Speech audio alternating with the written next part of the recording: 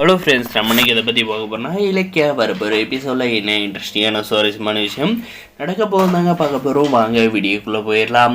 நம்முடைய கார்த்திக் மொபைலில் மிஸ் ஆனதுனால பார்த்தீங்கன்னா மாற்றி எடுத்துகிட்டு வந்துட்டாங்க. அதாவது பிரியாவும் கார்த்தி மாற்றி எடுத்துகிட்டு வந்துட்டாங்க பார்த்தீங்கன்னா. அதனால் நம்மளுடைய கார்த்தி பார்த்தீங்கன்னா நான் உங்களை மீட் பண்ணுமே, அப்போ தானே நம்ம மொபைல் வாங்க முடியும் அப்படின்ற மாதிரி சொல்கிறாங்க. சரிங்க, நீங்களே ஒரு பர்டிகுலராக ஒரு இடத்த சொல்லுங்கள், அந்த இடத்துல நான் மொபைலை மாற்றிக்கிறேன் அப்படின்ற மாதிரி பார்த்தீங்கன்னா நம்முடைய இது பிரியா சொல்கிறாங்க.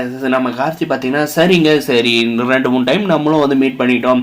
நான் பொதுவான இடம் ஒரு காஃபி ஷாப் சொல்கிறாங்க, வந்துருங்க எஸ்டி ரெஸ்டாரண்ட்டுன்னு, அந்த இடத்துக்கு நீ வந்துருங்க, நான் வெயிட் பண்ணிகிட்டே இருக்கேன் அப்படின்ற மாதிரி சொல்கிறாங்க.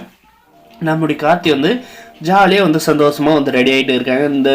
இந்த அஞ்சலி இந்த இலக்கியா, கௌதம், ஜானி எல்லாரும் சந்தோஷமாக பார்த்துட்டு இருக்காங்க கார்த்தி சந்தோஷப்படுறத பார்த்து.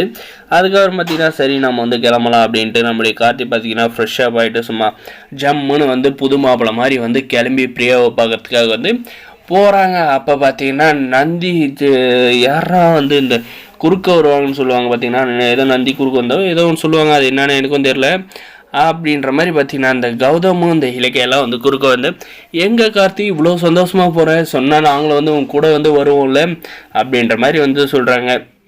அதுக்கு பார்த்தீங்கன்னா ஒன்றும் இல்லை, சும்மா வெளியே தான் போயிட்டு வரேன், சும்மா வெளியே போடுறேன், எதுக்கு இவ்வளோ சந்தோஷப்படுறேன் அப்படின்ற மாதிரி கேட்குறேங்க. அதெல்லாம் அப்படி தான் அப்படின்னு சொல்லிட்டு நம்ம கார்த்தி பார்த்தீங்கன்னா எஸ்கேப் ஆகி போயிடுறாங்க.